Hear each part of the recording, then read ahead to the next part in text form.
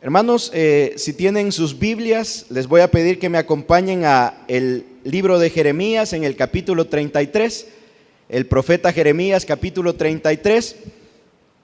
Y esta noche me pidieron compartir algo que hubiera sentido, que el Señor me hubiera hablado, digamos, o hubiera puesto en mi corazón después de estarle traduciendo al pastor Kenneth, ¿verdad? Creo que todos fuimos testigos de la pasión que el hermano Kenneth tiene, ¿verdad? De la obediencia del hermano a lo que el Señor lo llamó a hacer, ¿verdad? De dejar su comodidad, de dejar un país con tantas oportunidades como Estados Unidos para empezar a ser misionero en Corea del Norte.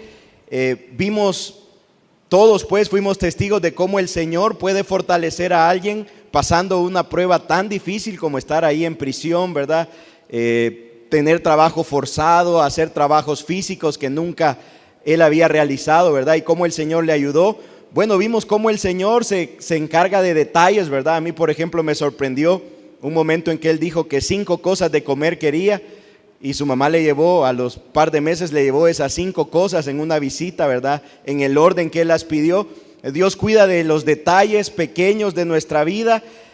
Y bueno, yo creo que realmente todos estamos meditando un poquito, pensando. Yo creo que hoy faltan varios porque están meditando.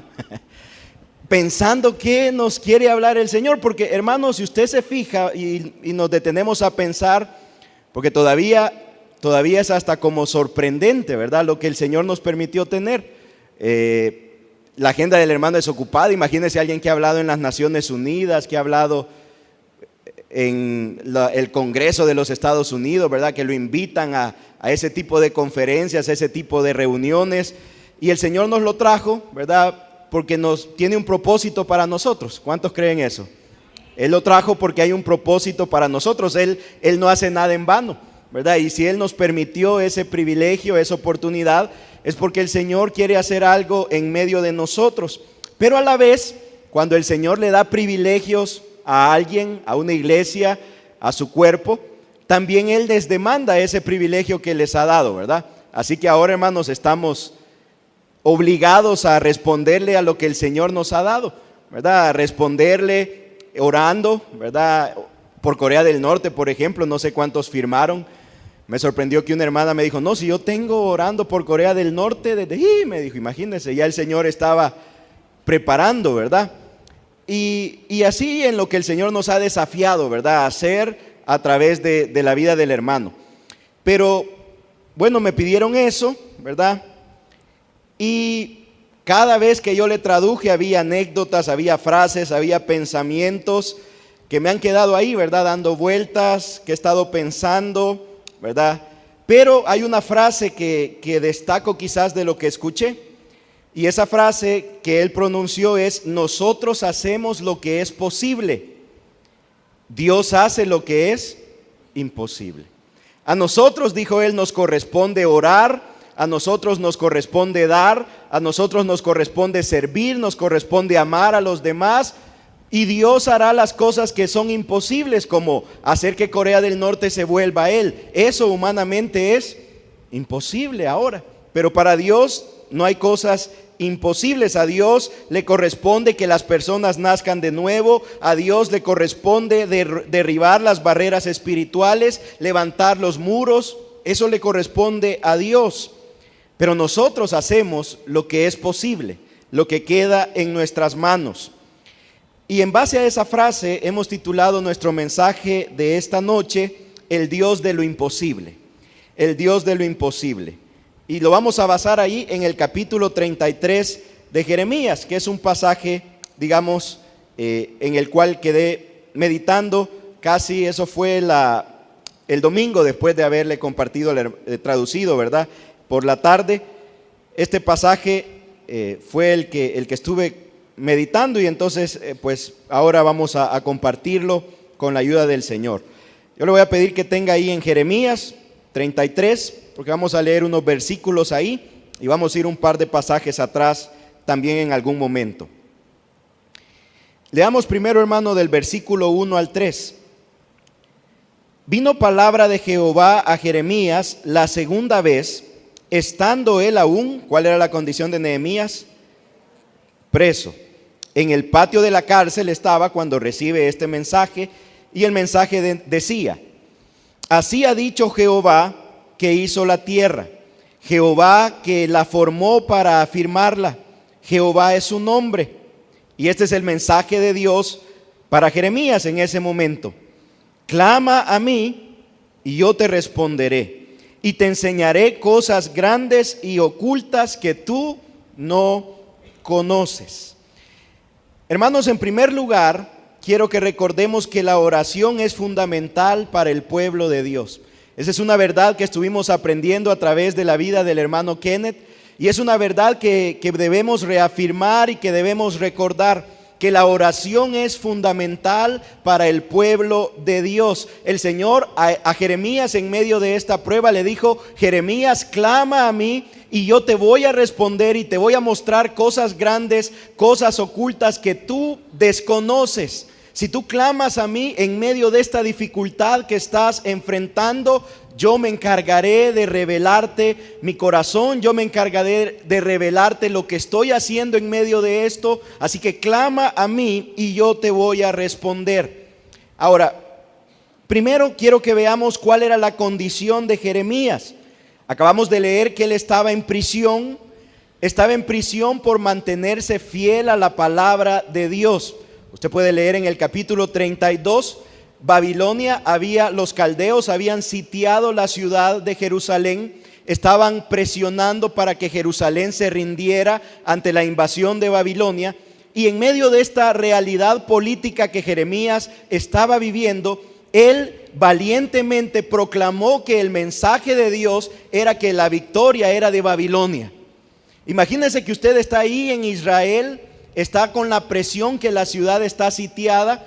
Políticamente es un momento de gran tensión, y este hombre, el profeta Jeremías, comienza a predicar y a decir: la victoria es de Babilonia, no es del pueblo de Dios, es de Babilonia. Babilonia va a entrar a la ciudad, va a destruir la ciudad, va a destruir el templo, va a derribar nuestras casas. Babilonia se va a llevar la victoria. Obviamente este era un mensaje que resultaba fuerte, que resultaba pesado, que resultaba contrario a lo que la gente quería escuchar. Así que políticamente no es extraño que Jeremías esté en prisión a causa de lo que él está diciendo.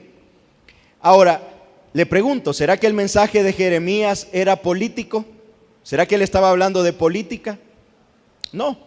Él estaba hablando la palabra de Dios, pero las implicaciones de lo que Jeremías estaba hablando eran implicaciones políticas, que una nación iba a desaparecer subyugada por otra nación, y el mensaje de Jeremías estaba sucediendo en medio de un ambiente político.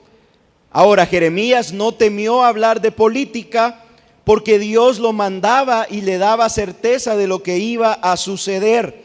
Hermanos, el pueblo de Dios también puede hablar a nivel de política, aunque eso implique que algunos se enojen, persigan, se molesten. Cuando Kenneth Bey habla en las Naciones Unidas y habla de los derechos humanos en Corea, ¿será que implica la política eso? Claro que hay una implicación política. Cuando le preguntaron en el Senado y le dijeron: creemos que debemos ir a la guerra contra Corea, ¿y él qué les dijo? No, yo creo que Dios puede hacer algo más. Es decir, su mensaje es el mensaje de Dios. Él proclama: todas las gentes deben tener la oportunidad de conocer a Dios, todos deben tener libertad, todos deben ser tratados como seres humanos, pero su mensaje es un mensaje político, de alguna manera. ¿Qué le dijeron cuando lo llevaron a prisión? Tratas de derrocar nuestro gobierno. Lo que Jeremías está experimentando en este caso es algo similar. Él ha sido llevado a prisión por afirmar un mensaje que tenía implicaciones políticas, que al rey de Jerusalén, de Judá, no le parecía un buen mensaje. Así que dijo: callen a Jeremías, métanlo a prisión y encerremos el mensaje que él está transmitiendo. Ahora, cuando el pueblo de Dios hable de política, tiene que asegurarse que lo hace basado en la palabra de Dios y no en sus opiniones. Eso sí, Si vamos a hablar algo que tiene que ver con política, si vamos a dar un mensaje que quizás no es agradable, debemos garantizarnos que lo hacemos en base a lo que Dios nos ha dicho. ¿Sabe? A veces los cristianos hablamos de política por nuestra experiencia, lo que nos dijeron, pero la palabra de Dios tiene algo que decir de ese tema. Y ahí es a donde debemos acudir. Pero digamos, Jeremías entonces, que es nuestro personaje, está en prisión porque se ha mantenido fiel a la palabra de Dios, porque ha dado el mensaje tal como Dios le ha dicho que lo entregue, y esas consecuencias políticas del mensaje de Jeremías no cayeron bien y termina en prisión. Ahora, como lo expresó el hermano, ¿qué se sentirá terminar en prisión por estar haciendo la voluntad de Dios, por obedecer el llamado de Dios, por obedecer lo que Dios nos ha mandado hacer? ¿Qué será encontrarse en un calabozo? ¿Qué será encontrarse bajo la opresión de los guardias a causa de mantenernos firmes y fieles a la palabra de Dios? Eso lo experimentó Jeremías. Pero no solo eso. Este no era el primer momento difícil que Jeremías experimentaba en su vida ministerial, digámosle. Desde que Dios lo llamó a ser profeta, ¿quién se acuerda qué le dijo Jeremías en ese momento? ¿Soy un qué? Le dijo. Un niño. No me llames Señor porque solo soy un niño. Y el Señor le dijo, bueno, no te preocupes, yo te daré las palabras, yo estaré contigo. Pero desde ese momento, este no es el primer problema que Jeremías enfrenta en su vida. Acompáñeme al capítulo 20, ahí atrás, Jeremías 20.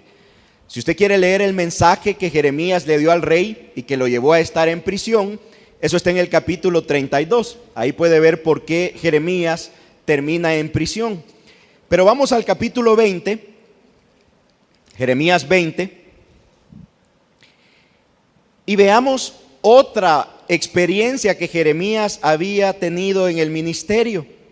Jeremías 20, versículo 1 dice: el sacerdote Pasur, hijo de Immer, que presidía como príncipe en la casa de Jehová, es decir, era el que estaba a cargo del templo, era la máxima autoridad en el templo, oyó a Jeremías que profetizaba estas palabras, y azotó Pasur al profeta Jeremías y lo puso en el cepo que estaba en la puerta superior de Benjamín, la cual conducía a la casa de Jehová.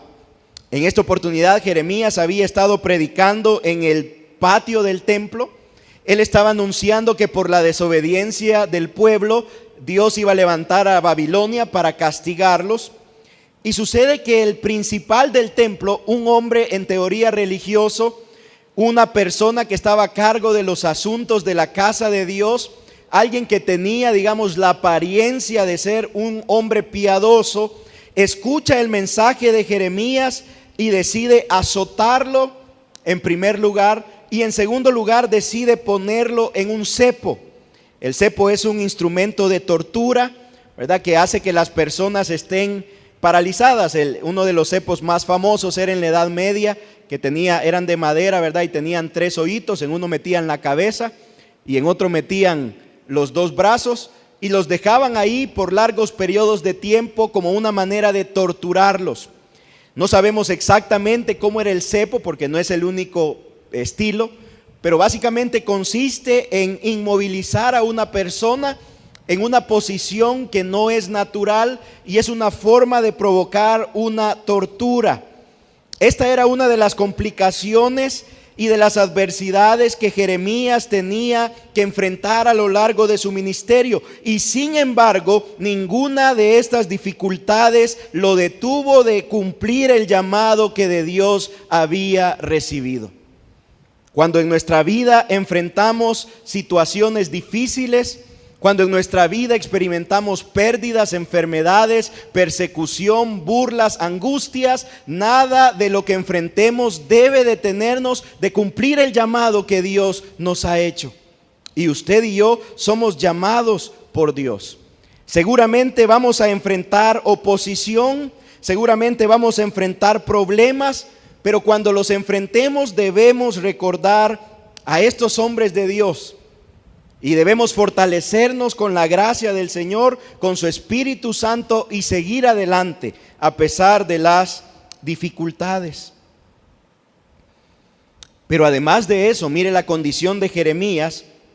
Estaba en prisión, había experimentado torturas como la que acabamos de describir, pero además de eso, Jeremías tiene en su corazón el dolor de saber que la ciudad santa va a ser destruida. Mire, el que más le dolía quizás en todo esto era Jeremías. La maldad del pueblo, el no arrepentimiento del pueblo, saber que aquella ciudad que tanto les había costado construir, saber que la paz que les había demandado tanto desde aquel tiempo que habían salido de Egipto, el tiempo en el desierto, la conquista de la tierra prometida, repartir la tierra, las monarquías, la guerra tras guerra para poder tener la tierra prometida, y Jeremías sabe que esa ciudad será destruida. Él está en prisión, él ya fue torturado, pero encima de todo él sabe que la ciudad está a punto de ser destruida, que la ciudad se va a llenar de sangre de sus hermanos judíos, que el templo va a ser derribado, que las murallas van a ser derribadas, que las puertas van a ser quemadas y que la ciudad de Dios estará por los suelos y que la gente hará escarnio del pueblo de Dios. Se van a reír del pueblo de Dios. Se van a burlar del pueblo de Dios. Y Jeremías, que está apasionado por Dios, está en prisión, pero tiene esta carga de dolor. Bastaría con leer Lamentaciones para entender el corazón de Jeremías hacia la ciudad santa. El amor que tenía por sus hermanos judíos, por la ciudad, por la obra de Dios en medio de ellos. Pero todo eso, él sabe que está a punto de ser destruido. En momentos como ese es cuando la oración en verdad cobra sentido para el pueblo de Dios. Por eso es que cuando Dios le habla a Jeremías en esta condición que el profeta está experimentando, el Señor le dice, la respuesta es: clámame a mí. Esa es la respuesta. En medio de las situaciones que estamos enfrentando, la respuesta de Dios es que clamemos a Él para que toda nuestra carga, para que toda nuestra ansiedad se convierta en oraciones y clamores hacia Dios. En primer lugar le dice: clama a mí. Esa palabra clamar se podría traducir como gritar o se podía traducir como llorar. Básicamente es un término que significa un grito de auxilio. ¿Cuál es nuestro grito de auxilio ahora? Bueno, nuestro símbolo de auxilio, SOS, ¿verdad? En grande. Un grito así: auxílianos, Señor. La primera vez que este término aparece en la Biblia es cuando los hebreos eran esclavos en Egipto, y dice la palabra que ellos gimieron porque eran esclavos y le gimieron a Dios. Es decir, esa vez aparece traducida como un gemido. Es un grito de desesperación, es un grito de auxilio, es un clamor desesperado a Dios. Lo que Dios le está diciendo a Jeremías es: derrama tu corazón en oración hacia mí. Es decir, Dios no está diciendo una de esas oraciones del almuerzo, ¿verdad? Señor, gracias por estos alimentos que nos has dado, ¿verdad? Bendícelos. Una vez una hermana le dijo, una hermana le dijo a mi hermano: un fax mandó, hermano, bien rápido oró usted, ¿verdad? En el almuerzo. Si tenía hambre, hermana, le dijo. Un fax, ¿verdad? Aquí no está hablando de un fax. Aquí está hablando de derramar nuestro corazón, nuestra vida en un clamor genuino a Dios y hablar con Dios. Creo que es lo que nos testificó el hermano. En algún momento él le decía a Dios: ¿a dónde estás? En algún momento le decía a Dios: rescátame. Y finalmente le empezó a decir a Dios: úsame, aquí donde me tienes. Y su oración, pero mire, a través del clamor, ¿qué fue sucediendo con su oración? Se fue transformando hasta adecuarse a lo que Dios esperaba de él. Y Dios le dice a Jeremías: Jeremías, clama a mí, derrama tu corazón, exprésame lo que hay en tu corazón, las luchas que tienes. Si es necesario que derrames lágrimas, derrama lágrimas. Dime lo que estás experimentando. Claro, Dios sabe lo que estamos experimentando, pero esta es una manera de reconocerlo y de humillarnos delante de Él. Ahora, la que viene después inmediatamente es: yo te responderé. Cuando clamamos a Dios, podemos tener certeza que nuestras oraciones serán escuchadas y respondidas por Dios. Dios está listo para contestar nuestras oraciones, pero debemos clamar por su ayuda. Él puede ocuparse de nuestras necesidades aun si no se lo pedimos, pero al hacerlo nos humillamos reconociendo que Él es Dios y que lo que nosotros no podemos hacer, Él lo puede hacer. Y que cuando nosotros hemos terminado todas nuestras opciones, Él está lleno de opciones para nosotros, y reconocemos que estamos mejor en sus manos, en sus propósitos y en su voluntad que lo que nosotros pudiéramos lograr. Pero luego el Señor le dice: lo que va a pasar, Jeremías, es que cuando tú clames así, entonces yo te voy a mostrar cosas grandes y ocultas que tú no conoces. Ahora, otra manera de traducir eso sería: te mostraré cosas inaccesibles.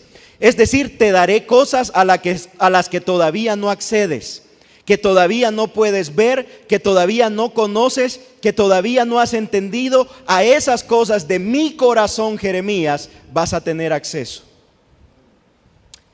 En otras palabras, cosas demasiado difíciles e increíbles para la mente humana.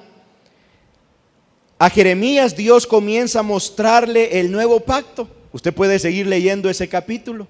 Dios comienza a mostrarle cómo va a rescatar al pueblo, cómo va a transformar a la ciudad, pero luego le comienza a mostrar cómo Dios hará algo nuevo a través de Jesucristo, y le comienza a dar a Jeremías este conocimiento maravilloso de Cristo y el pacto nuevo que Él haría con nosotros, la liberación del pecado del pueblo, y comienza a reconfortar su corazón a través del clamor.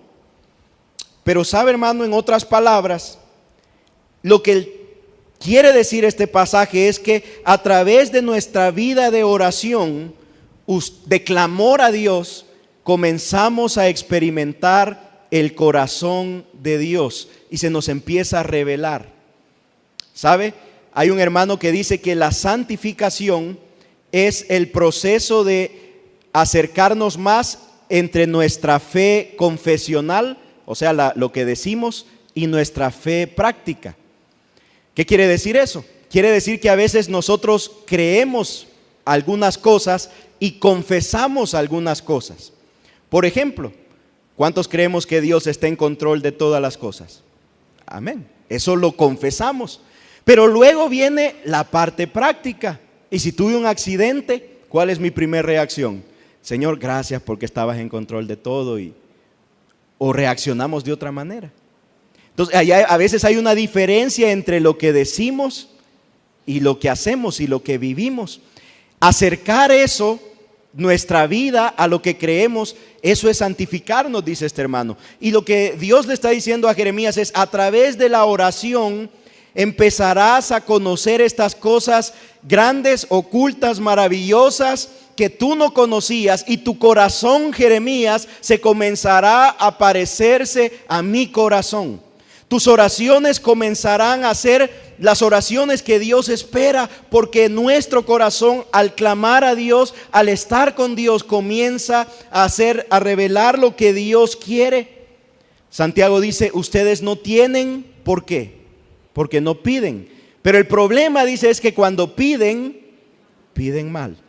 No han conocido el corazón de Dios. Dios no les ha revelado estas cosas grandes, maravillosas y ocultas. Este corazón de Dios está inaccesible. Y Jeremías dice: clama a mí, le dice el Señor a Jeremías, para que conozcas mi corazón, para que conozcas lo que hay en mi corazón. Y cuando clames, vas a clamar de acuerdo al corazón de Dios. Eso le está diciendo a Jeremías. Así que es importante como creyentes que abracemos este texto, ¿verdad? Y la oración, clamando a Dios para que Él nos revele su corazón. Y mire lo que Él decía: cuando empezamos a orar por una causa, esa causa se comienza a volver nuestra. Es lo que Él dijo, ¿verdad? Cuando Él decía: ahora viene una señora, dice, a abrazarme y me dice, llorando. ¿Por qué está llorando alguien que no lo conocía? Porque había orado ¿cuántos días? Todos los días. Cuando oramos, esa causa se vuelve nuestra causa. Dios nos abre el corazón, nos revela cosas ocultas y esa causa se vuelve nuestra causa. Así que si usted y yo vamos a orar por Corea del Norte, no se extrañe que de repente alguno se vaya para allá, ¿verdad? Porque esa causa se va a volver nuestra causa y la vamos a abrazar a través de la oración y lo que Dios comenzará a hacer en nuestras vidas. Y eso le dice a Jeremías. Ahora, vamos a lo segundo, versículo 4. Regresemos ahí al capítulo 33. Y vamos a lo segundo, en el versículo 4. Decíamos primero, la oración es fundamental para el pueblo de Dios. Y esta oración de clamar a Dios. Pero dice el versículo 4: porque así ha dicho Jehová, Dios de Israel, acerca de las casas de esta ciudad y de las casas de los reyes de Judá, derribadas con arietes y con hachas, porque vinieron para pelear contra los caldeos, para llenarlas de cuerpos de hombres muertos, a los cuales herí yo con mi furor y con mi ira, pues escondí mi rostro de esta ciudad a causa de toda su maldad. Pare ahí. ¿Cómo ve la condición de la ciudad, hermano? ¿Cómo ve las cosas para esta ciudad? ¿Cómo pintan según lo que acabamos de leer? Muy mal, ¿verdad? Las cosas para Jerusalén no pintaban nada bien. Dios dice las casas de los ciudadanos y la de los reyes, es decir, aquí va a ser parejo. Aquí no va a haber diferencia entre si tienes mucho o no tienes nada, porque todas las casas serán derribadas, porque Dios iba a hacer un juicio sobre esa ciudad. Y ante el juicio de Dios no hay nada que pueda salvarnos. No lo puede hacer nuestros bienes materiales, no lo puede hacer ningún castillo que hayamos nosotros construido. Todas las casas serían derribadas porque Dios iba a juzgar aquella ciudad. Y de verdad esa ciudad iba a quedar en ruinas. No solo eso, dice que las casas se iban a llenar de ¿qué dice ahí? De muertos. Es decir, habrá gran mortandad, los cadáveres de los israelitas quedarán tendidos en medio de aquella ciudad. La ira de Dios sería derramada sobre Jerusalén, pero no solo eso, quizás más doloroso es que el rostro de Dios se iba a apartar, dice Jeremías. Mi rostro se apartará de ustedes a causa de sus iniquidades. En otras palabras, apartaré mi gracia de sus vidas, no los protegeré, los dejaré en manos de los caldeos y mi rostro se apartará de ustedes a causa de la maldad con la que han vivido. Era una situación tan desesperante que un contemporáneo de Jeremías, el profeta Ezequiel, tuvo una visión de la ciudad y lo que él se encontró fue un valle lleno de huesos secos. Esa era Jerusalén. Jerusalén era huesos secos. Esa era la condición de la ciudad. Una vez iban a ser desolados por la nación de Babilonia. Pero lo segundo esta noche es que ninguna situación es demasiado grave para Dios. No importa el estado de la ciudad, no importa que todas las casas hayan sido derribadas, no importa que los muros estén por el suelo, no importa que la ciudad sea un valle de huesos secos, si Dios da la palabra, las cosas pueden cambiar. Ninguna situación es demasiado difícil para Dios. No importa que Corea del Norte levante muros en contra de todo lo que está a su alrededor, si Dios da la palabra, cosas van a pasar. Mire, qué impresionante, ¿verdad? Que él estuvo 2 años, no sé cuántos oyeron eso. Y cuando él se regresó, otro pastor quedó preso, otros 2 años, con los mismos 40 guardias. Y cuando este pastor regresó, otros 3 misioneros quedaron presos, con los mismos 40 guardias. ¿Se pregunta usted qué estará pasando ya con esos guardias? ¿Cuál será la condición de su corazón? Para Dios no hay barreras imposibles. Y por eso mire lo que dice el versículo 6. Jeremías le clama a Dios y Dios comienza a revelarle estas cosas ocultas que iban a venir. Le dice versículo 6, he aquí que yo les traeré sanidad y medicina y los curaré y les revelaré abundancia de paz y de verdad. Y yo, dice el Señor, haré volver los cautivos de Judá y los cautivos de Israel y los restableceré como al principio. Pero aquí el Señor comienza a hablarle a Jeremías del nuevo pacto. Y los limpiaré ¿de cuánta maldad, hermano? De toda su maldad con que pecaron contra mí, y perdonaré todos sus pecados con que contra mí pecaron y que contra mí se rebelaron. El Señor comienza a decirle a Jeremías, Jeremías, para mí ninguna situación es tan difícil. El Señor le dijo a Ezequiel, usted lo recuerda, este valle, ¿será que pueden cobrar vida estos huesos? Así de caótica como está la situación, así de grave como está la situación, ¿será que estos huesos pueden cobrar vida? Y la respuesta de Ezequiel es, no lo sé, Señor, tú lo sabes.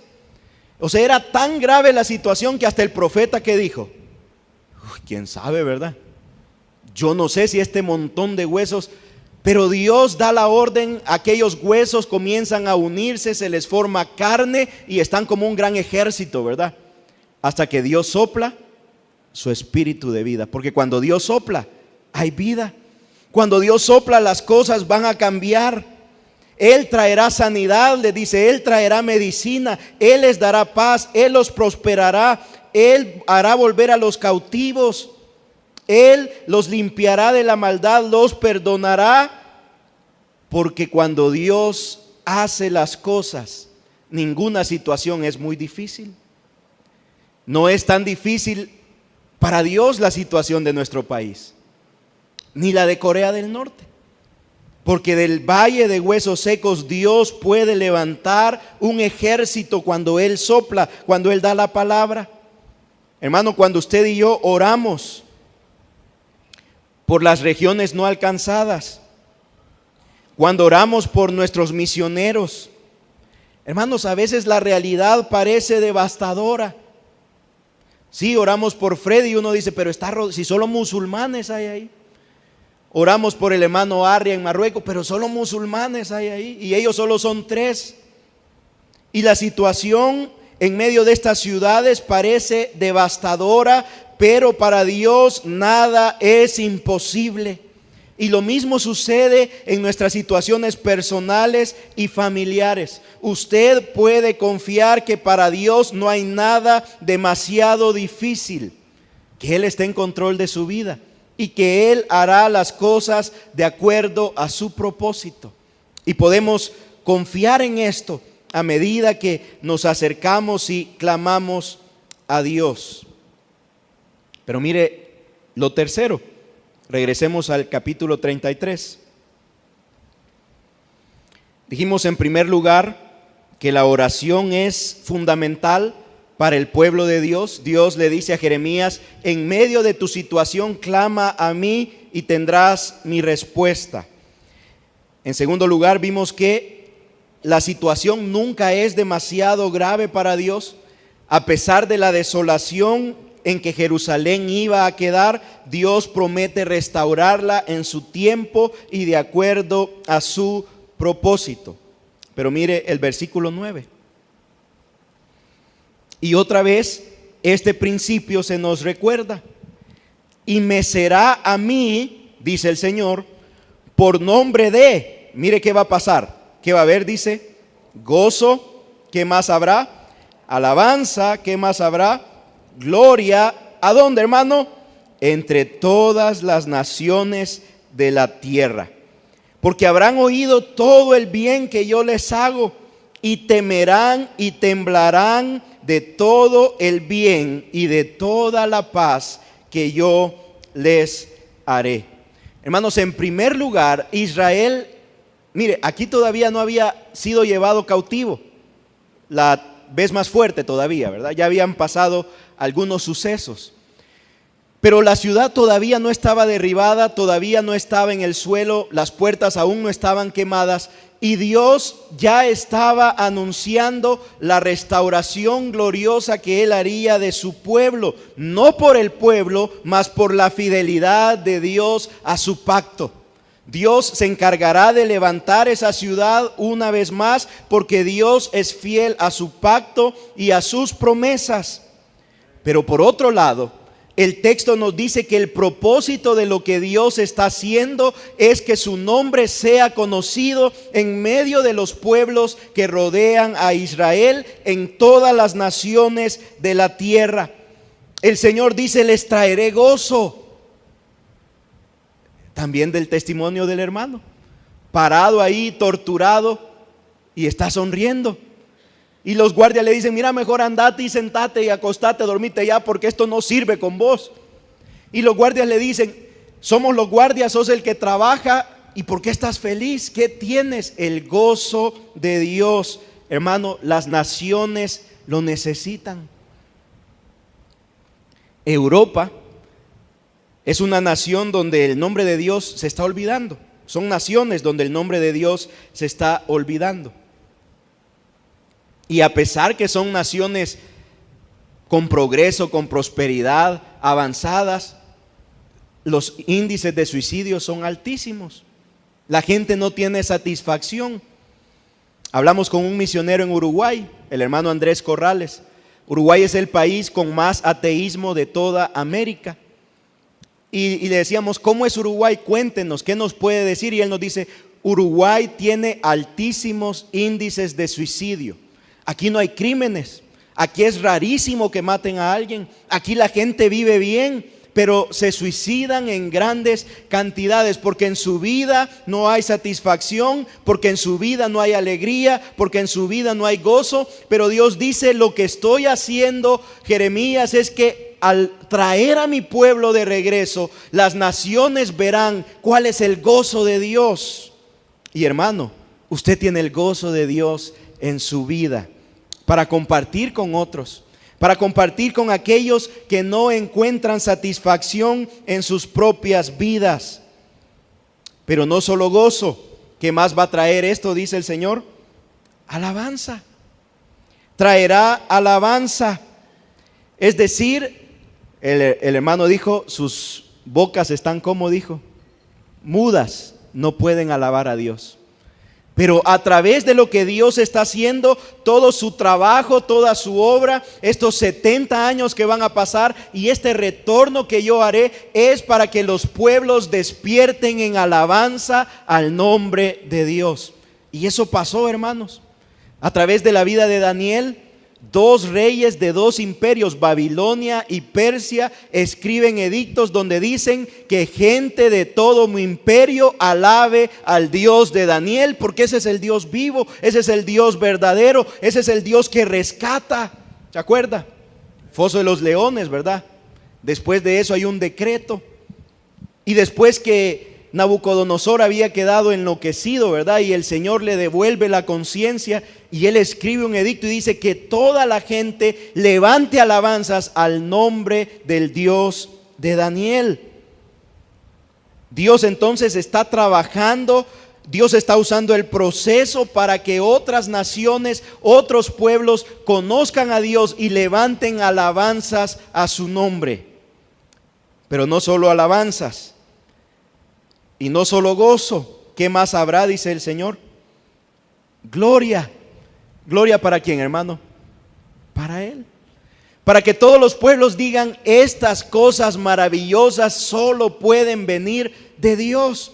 ¿Se acuerda cuando Jeremías está reconstruyendo las murallas? 52 días en tiempo récord, con una gran oposición, con gente que está en contra de él, y aquellas murallas se levantan y el pueblo de Dios se reúne para adorar a Dios, para que se lea las escrituras, el pueblo se arrepiente, hay un gozo de Dios y el Señor se lleva la gloria. Y todos dicen: ¿cómo se levantaron esas murallas en tan poco tiempo? ¿Cómo es posible? Bueno, Dios estaba trayendo gloria a su nombre. Y fíjese, dice: para que todas las naciones escuchen el bien que les he hecho. ¿Cuál es el bien que Dios ha hecho en su vida? ¿Cuáles son las bendiciones que Dios le ha dado? ¿Para qué se las ha dado? ¿Para qué ha pasado eso en su vida? Para que otros lo conozcan, para que otros den testimonio de Él, para que otros tengan el gozo, para que otros lo alaben, para que usted dé gloria al nombre de Dios. Toda bendición en nuestra vida es para que seamos bendición para otros. Y cuando el pueblo fue sacado del cautiverio y regresó a Jerusalén, esa tremenda bendición era por fidelidad al pacto de Dios, pero para que otros pueblos lo alabaran, le dieran gloria y se llenaran de gozo. Pero no solo eso, también dice: para que se llenen de temor reverente ante el Dios Todopoderoso. Ese era el resultado de lo que Dios estaba haciendo. Hermano, lo que usted viva, lo que usted experimente, sean bendiciones o sean momentos difíciles, Dios los está usando para la gloria de su nombre. Dios quizás lo está formando a usted. Dios quizás está preparándolo para hacer algo que usted ni se imagina. Pero cada pequeña situación, cada dificultad que usted enfrenta son maneras en que Dios nos está preparando para que nos volvamos portadores de su gozo, para que nos volvamos adoradores y busquemos otros que levanten alabanzas a Dios, para que nos unamos y le demos gloria a su nombre, para que las personas abracen el temor de Dios y vivan de acuerdo al temor de Dios. Lo bueno y lo malo de nuestras vidas son procesos en que Dios nos forma. Y debemos responderle a Él rindiéndonos, aceptando su voluntad, animados a ser fortalecidos. Quiero que me acompañe a Efesios 3, versículo 20. Entonces, en la vida de Jeremías hemos visto que la oración es fundamental para el pueblo de Dios. El Señor nos invita a clamarle a Él para que Él nos revele su corazón. Hemos dicho que la situación nunca es demasiado difícil para Dios. Aunque aquella ciudad era un valle de huesos secos, Dios la iba a levantar y la iba a restaurar e iba a poner una vez más su gloria ahí en el templo, en medio de la ciudad. Y tercero, hemos visto que lo que Dios hace, lo hace para mostrar su gloria en todas las naciones. Lo que Dios hace en su vida es para mostrar su gloria a otras personas. Pero acompáñeme a Efesios capítulo 3, versículo 20, para que vayamos aterrizando esta noche. Efesios 3, versículo 20 dice: y aquel, es para Él, que es poderoso para hacer todas las cosas mucho más abundantemente de lo que usted pide y de lo que yo pido y de lo que usted y yo entendemos. Y esas cosas, ¿cómo son esas cosas? Dice, más abundantes de las que usted pide o entiende. Esas cosas van a pasar según ¿qué, hermano? El poder que actúa, pero ¿en quién? En nosotros. Pablo le escribe a la iglesia en Éfeso y le dice: en medio de ustedes Dios puede hacer cosas que ustedes ni se imaginan. Dios les puede dejar la boca abierta, ¿verdad? Dios los puede sorprender, Dios puede hacer cosas maravillosas que a ustedes ni se les ocurre que Dios puede hacer. Porque quizás decimos, no, si somos una iglesia pequeñita, ¿verdad? Aquí en Santana, ¿verdad? Ni Santa Ana, no, que en Santana, ¿verdad? Aquí, ¿verdad? En esta esquina pobre de un país tercermundista, Dios puede hacer cosas que usted y yo ni nos imaginamos por el poder de Él, por su Espíritu Santo. Pero ¿en quién dice ahí? En nosotros. En nosotros. Nosotros somos los instrumentos en que el poder de Dios puede actuar para hacer cosas maravillosas en favor de su reino y para cumplir sus propósitos. El desafío que Dios nos ha dado como iglesia, yo creo que fue claro. En nuestras manos quedó hacer lo que es posible. ¿Qué es lo que es posible? Dijimos, orar, ofrendar, servirle a los demás, amar a los demás, hacer nuestra promesa misionera, ¿verdad? Eso es lo posible. Y Dios nos ha dicho que lo que es imposible para nosotros, Él se encargará de hacerlo. Él hará esa obra. Pero lo que espera entonces, yo creo, de nosotros es que cobremos ánimo, cobremos fuerzas, que dispongamos una vez más nuestras vidas para servirle a Dios a donde Él nos quiera llevar. Porque sabe, hermano, al final lo que dice Efesios 3:20 inicia con una oración sencilla: heme aquí, Señor. Esa es.